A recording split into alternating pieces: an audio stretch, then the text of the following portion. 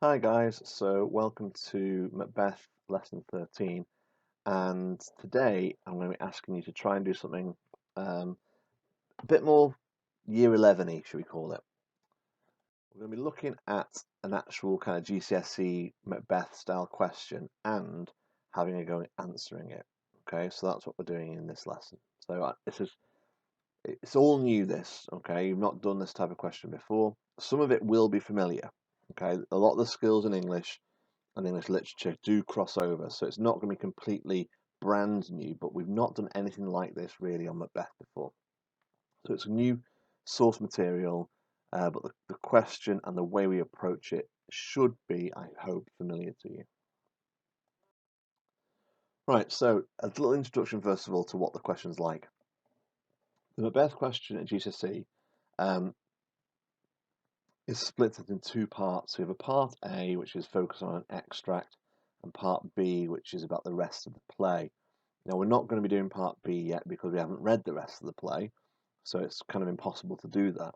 And for part B as well, you need to show that you know about the context. So the stuff we've done about James I, about the Great Chain of Being, about Lady Macbeth and her kind of rejection of the kind of the role of what women were expected to do, stuff on witchcraft, all that kind of stuff, that goes into your part B answer. We're not doing that today. We're looking today at part A, which is purely focused on an extract. Now, we have done extract questions in another part of our GCSE course, okay? A bit like paper one on language, where you get an extract from a text and you're asked to do a language and structure or an evaluation question. This is in that kind of ballpark. You will be expected to analyze the language, the structure, and the form of the extract in your answer, and whenever possible, you should be including subject terminology. So here is our Macbeth question for part A today. The question says, explain how Lady Macbeth is presented as an evil character in this extract. Now, to tackle this question, there are three things that I think you should try and do. The first one is to go into the extract and try and find a range of evil quotes, basically bits of evidence that you think demonstrates her evil personality. And you might find quite a lot, you might find half a dozen. I don't know how many you'll find, but the first step is to go into the text and find the evil quotes. After that, once you've got your evil quotes highlighted and you've kind of selected them, try and organize them into kind of evil topics. What do these quotes show you about Lady Macbeth? Yes, they might make her sound evil, but how was she being evil? What is it about the quotes that you've chosen that kind of give her an evil quality? And hopefully what you'll find is you've got several different kind of ideas here about how she's evil. Once you've got your evil topics and your evil quotes, you're in a position then we can write a paragraph about each topic using those quotes and analyze those quotes using terminology. Okay? I'm going to take you through this though step by step. So guys, the first step is to find the evil quotes. And here you've got the extract on the screen, and what I'd like to do is to just scan through it and try and spot the evilness. Let's read it together as we go through. Just be kind of noting to yourself where the evil bits might be. When you durst do it, then you were a man, and to be more than what you were, you would be so much more the man. Nor time nor place did then adhere, and yet you would make both. They have made themselves, and that their fitness now does unmake you. I have given suck, and know how tender 'tis to love the babe that milks me. I would, while it was smiling in my face, have plucked my nipple from his boneless gums and dashed the brains out, had I so sworn as you had done to this. If we should fail. We fail? But screw your courage to the sticking place, and we'll not fail. When Duncan is asleep, whether to the rather shall his day's hard journey soundly invite him, his two chamberlains will I with wine and wassail, so convinced that memory the ward of the brain shall be a fume, and the receipt of reason a limbeck only. When when in the swinish sleep their drenched in nature's lie as in a death, what cannot you and I perform upon the unguarded Duncan? So there's the extract. I've put in Google Classroom the No Fear Shakespeare script, so you can find this part of that. I'll put a note in the instructions of the lesson exactly which page it is, and that'll have the translation alongside it, so you can have a read of that in the No Fear Shakespeare booklet, and you'll get a really clear understanding. Then, like I said, highlight the quotes that make her seem evil. When you've done, pause this video now, get highlighting, and when you think you've got your evil quotes highlighted, press play and see which ones you've got. Right, these are the quotes that I think you should have spotted. Okay, first 3 lines. The bit where she is saying, when you agreed to do it, you're a man, and if you do it now, you'll be much more the man. The bit about where she's talking about breastfeeding her baby and how she would kill her baby. The bit where she talks about screwing his courage to the sticking place. Then the bit about the plan, drugging the guards so they've got no idea what's happened, and makes it impossible to blame the guilt onto them. And then finally, the idea of attacking Duncan when he's asleep. So those are the quotes. Now, in terms of organising them, that's what they mean. Now you need to think, well, which of these go together? Are they all the same idea? Are they all kind of covering the same kind of evil topic? Which ones go together? Which ones stand alone as different topics? And I think what you should find is that these quotes lend themselves to these 4 different ideas. In yellow, the idea that she manipulates Macbeth into wanting to kill. Okay, that's evil. Making someone else want to kill someone is an evil act. 2, rejecting the maternal role. Well, not being a mother isn't evil, but the way she talks about it in this scene is really nasty and horrific and violent. So, yeah, it comes across very evil in this particular scene. Green one. She's going to get these guards drunk and in a state of kind of where they've no idea. They're going to like pass out. She's going to make them so drunk, and she's going to drug their drinks so they make them even kind of quicker to kind of faint and stuff. And it's going to make them really confused and really unsure of what's happened. And she's going to then use that to basically make them look guilty. And then finally, Duncan's going to be asleep when the murder takes place. Attacking someone and killing them is bad enough. Doing it when they are defenseless makes it evil.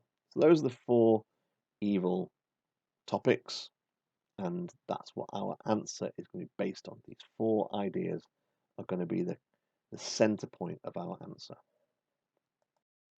So here they are now color coded on the extract. And what you should do on your extract is just make sure that you kind of got it clear. So another way of doing it would be to put numbers. So number 1 for the yellows, number 2 for the red, number 3 for the green, and number 4 for the blue.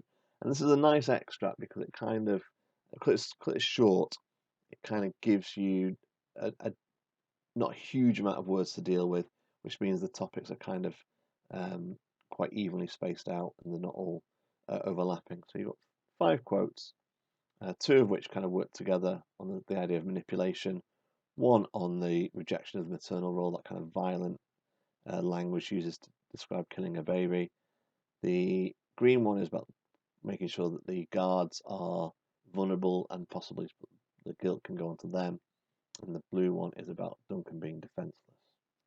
Now, as I said here on point 3, the next task is to write the paragraph about each of these 4 topics. There's 1 paragraph on each of the 4 topics, making sure in that paragraph you are analysing evil quotes and using terminology as and when you can.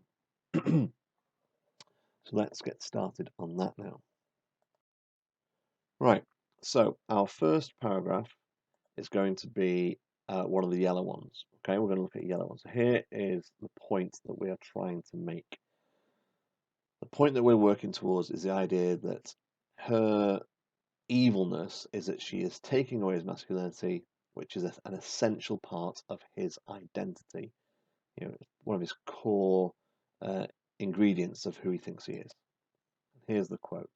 Okay, so within this quote, there are words and phrases that are useful. Okay, and the bit we don't need, the bit that we don't need is this bit here. So I'm going to get rid of the bit we don't need, which is this bit here. We don't need that bit. That's not really going to help with our analysis. We're going to cross that bit out, and that means you can now focus on the first 2.5 lines. Okay, so when you durst do it, then you are a man, and to be much more what you were than what you were, you would be so much more the man. So what is she saying here? Well, the explanation is that basically she's saying when you were going to kill Duncan, you were a man, and if you do kill Duncan, you're going to be so much more the man. You're going to be, the King of Scotland. So that's what she's saying here. She's taken away his masculinity by saying, well, you're not a man now because you've changed your mind. You're not going to kill Duncan. But if you do kill Duncan, you'll be the ultimate man. Now, how does our language do that? Well, there's two little words that make a massive difference in this quotation. Little words that we don't often pay much attention to. And these two little words are the word a and the word the. Okay? Now, the word a is what's called the indefinite article. Okay? And the word the is the definite article.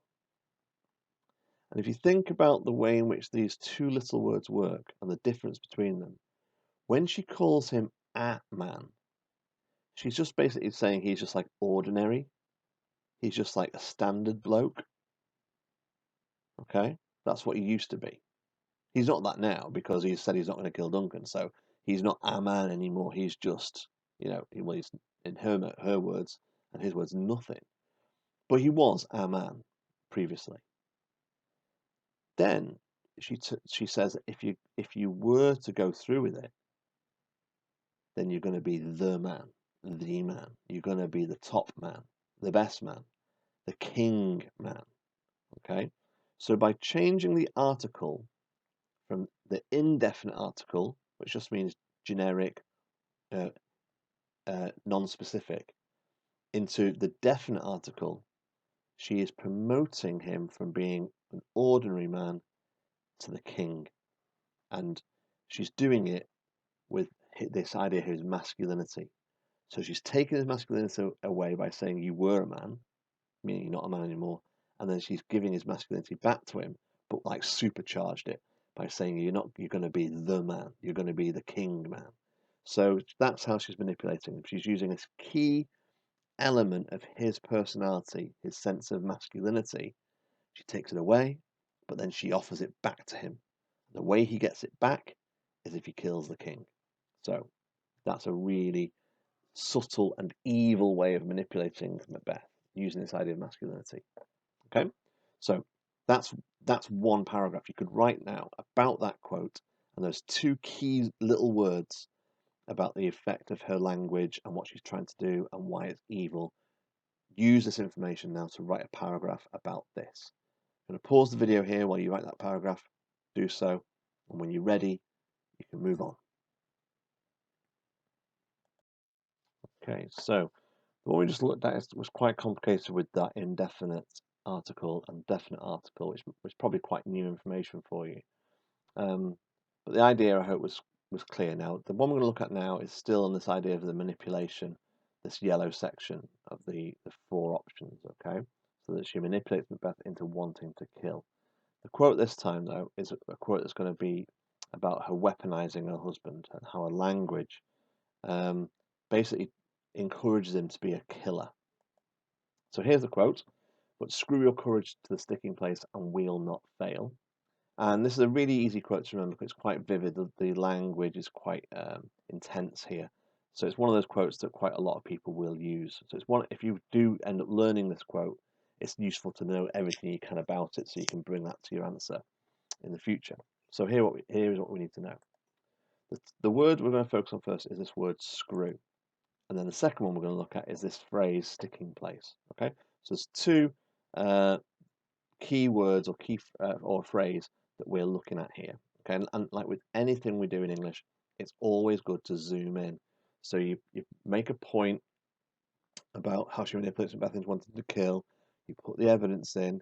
You say that she's using language to weaponize her husband, and then you zoom in on the key words. So we're going to deal with the word screw first.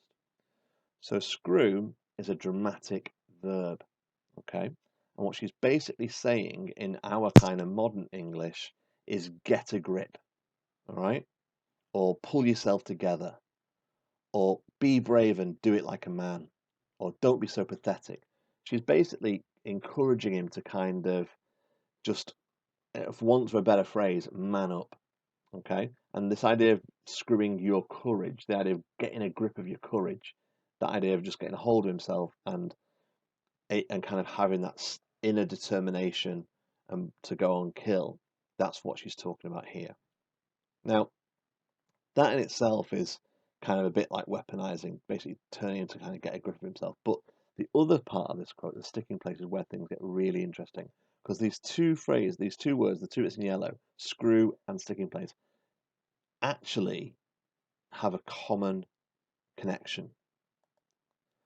And what Lady Macbeth is doing in this quote is she's using a crossbow image. Okay? Now, a crossbow, as the illustration is just showing you here, is like an old-fashioned weapon for firing arrows. And the things that you need to know is that obviously Macbeth is a warrior, so he's going to know about weapons. He's going to know about crossbows. They are old tech, okay? And the thing about these old-fashioned crossbows that he would know is how they work. So this bit here, like a handle on the crossbow on that diagram, that was known as, it's called the rotating nut, but it worked like a screw. And basically, you turn the handle and it screwed back the mechanism so that the string that fired the arrow was really, really tight, so that it was as powerful as possible before you fired it. At the point where the string kind of got caught at its maximum tension, that was called the sticking place. So by using these two words, screw, which means to wind back the string on a crossbow, and sticking place so it snaps in the place where it's ready to fire, she's using a crossbow image to basically weaponize her husband, to make him into a killing machine. And that's what this quote is doing. So by using this kind of weapon image, she is encouraging her husband to be like a loaded crossbow, to be ready to fire and to kill. And that's what her language is doing here. So it's quite a kind of vivid image to encourage him or to see himself as a kind of killing machine.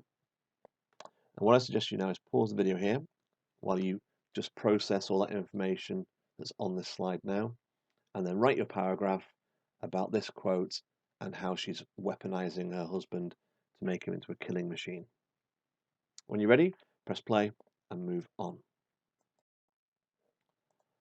Right, so having dealt with the yellow bit, we're now moving on to the red section, which is where she kind of rejects that maternal role. So here's the key quote. I would, while it was smiling in my face, have plucked my nipple from his boneless gums and dashed the brains out. So really quite horrifically violent language there from Lady Macbeth. The words that we're zooming in on were plucked and dashed. And the thing about those two words is a bit like in the previous quote, they are dramatic and violent verbs which create a vivid picture of Macbeth's imagination and create this. You imagine she's talking about their child, their baby, and to make him remember his son at this time is like emotionally kind of manipulation. She's basically kind of trying to really upset him so that she's able to then get him to do what she wants him to do. So by using this dramatic and violent language, she's going to create an emotional response in her husband, which is going to make him less logical and more likely to agree to her plan. And the whole thing about this is to get him to kill Duncan. And by using this violent language, it's going to kind of tip him in towards this kind of emotional reaction. within her language, she uses these two little words, and you'll notice in this video lesson, I have been zooming in on some tiny little words because they make such a big difference. So here, these are pronouns. And Lady Macbeth, if you notice, is when she's talking about the baby, the first time in this quote she refers to the baby, she calls the baby it, which, if you think about it, is not really as effective as she could be with her language. It isn't really an emotional word. So if you notice, the second time she uses the pronoun she to describe the baby, she uses the word his, which makes it so much more emotional for Macbeth, reminding him of his son. Not an it's his son, this little boy. And again, by using pronouns, she's getting more emotion into her language, or she's getting it into her language, or from her language, a more emotional reaction from Macbeth, which means he's more likely to agree to go and kill Duncan. It's emotional manipulation here. You could go a little bit further if you wanted to as well. You can zoom in on this noun phrase here, boneless gums. Now, the boneless gums, again, it's a really precise detail, an aspect of the baby that kind of just reminds us how young this child was when he died. Hasn't even got any teeth yet in his mouth. And just reminding Macbeth about his young baby boy is again going to drag up emotional memories in Macbeth, which is going to leave him susceptible to her manipulation.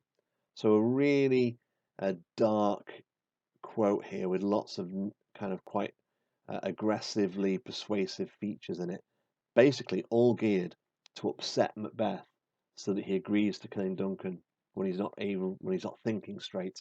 She's attacking his emotions, so he kind of makes a decision that she hopes will be the one she wants him to do. Pause the video at this point. Think about what we've said to put this into a paragraph. Okay, there are several different quotes or mini quotes you can zoom in on here. You don't have to do all of them.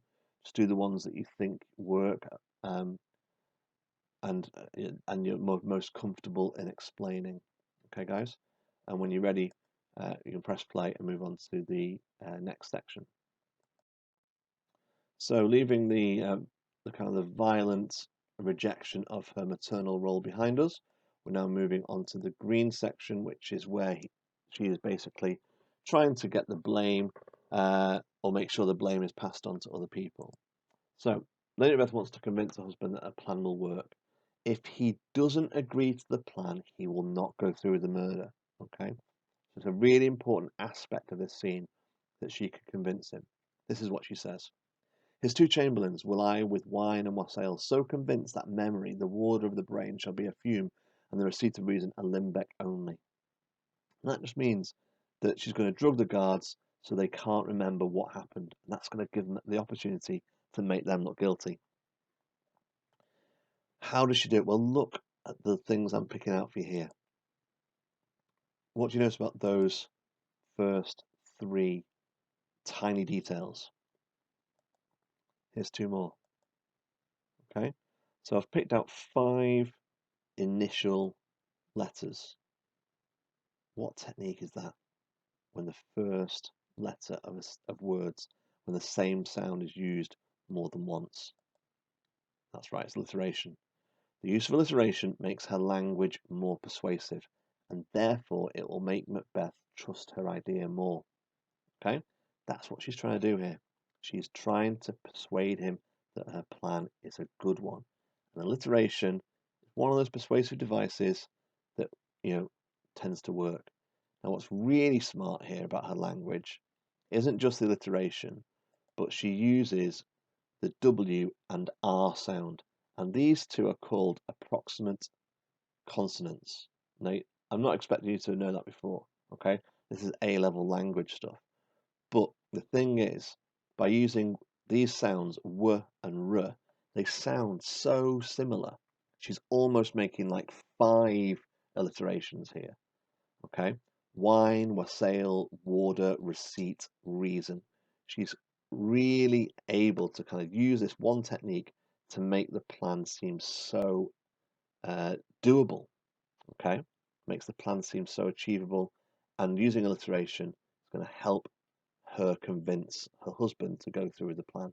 That these guys, these two innocent guards, are going to be the fall guys, the scapegoats for the murder. They're going to look like the guilty ones because they haven't got a clue what's happened, because they'll wake up completely knocked out, all drowsy and everything, because of the drugs she's going to put in their drink. So, as before, you're going to know right about this particular issue, passing the guilt, the evilness of passing the guilt onto other people, making sure that they look guilty, and the Macbeths will get away with it scot-free. So pause the video, use the information on the slide here to write this paragraph about this quote. When you're ready, press play and move on. Right, the final paragraph. Okay, so just like previously, we're on the final section, the blue section, and here is this quote. This is probably the shortest quote we've looked at. What cannot you and I perform upon the unguarded Duncan? And the thing here that she's trying to do is she's trying to make the plan seem very easy. Okay, like we said before, it's important that the plan seems doable, otherwise Macbeth will not agree to it. So here she's making the important bit of killing Duncan seem so straightforward. How does she do it? Well, let's look at some of the key words and phrases and techniques within this quote. First of all, this phrase, perform upon. Then that word, unguarded. Finally, the question mark at the end. Right, so perform upon. That is a euphemism. A euphemism is a way of saying something that's not very nice in a nicer way. So when she says perform upon, what does she actually mean? She means murder. But murder is quite a negative word, and Macbeth might not like that word. It might put him off the idea. So by using the phrase perform upon, it just sounds a little bit less aggressive, less violent, less wrong. So that's a way to kind of euphemize her intentions to make it seem a little bit more doable from a husband's point of view. Next one, unguarded. So this adjective, okay, it's emphasizing how easy it's going to be. Duncan's going to be unguarded. There's going to be no one to get in the way. There's going to be no one to stop us. Okay, she's making it seem like there's going to be nothing that can go wrong in this situation. Unguarded means that there's no barrier, nothing can stop them. And finally, the question mark. A rhetorical question. And like all rhetorical questions, it doesn't require an answer. What it does do, though, is it makes the person who the question's aimed at think about the answer in a way that persuades them to agree with the speaker. So, rhetorical question that makes Macbeth agree the plan is going to be easy. So, 3 techniques within that one little sentence. And again, you don't have to write about all 3 of those techniques. Just choose the one that you think you're most comfortable with. And then you can write your final paragraph now about how the plan to attack Duncan when he's defenseless, how that is an evil part of her plan, how that's an evil part of her character. And you've got all the information on this slide now to write that into a paragraph about that particular evil point. Okay, when you're ready, press play, and you can move on to the final part of the lesson.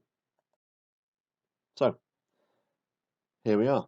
You've now written a number of paragraphs about the extract. You hopefully feel that you've explained how Lady Macbeth is presented as an evil character in this extract, and that, Year 10, is your first ever Macbeth answer to a Part A question. So give yourselves a pat on the back. If it's taken you a little while, well, hopefully you think it's been worth it. It's really useful for you to move on from this in the future. You'll have to do more of these in the coming weeks. So getting the first one out of the way is a really important step. So well done. You should be proud of yourselves. And now you can have a little rest and enjoy your half-term holiday. Okay, take care, everyone.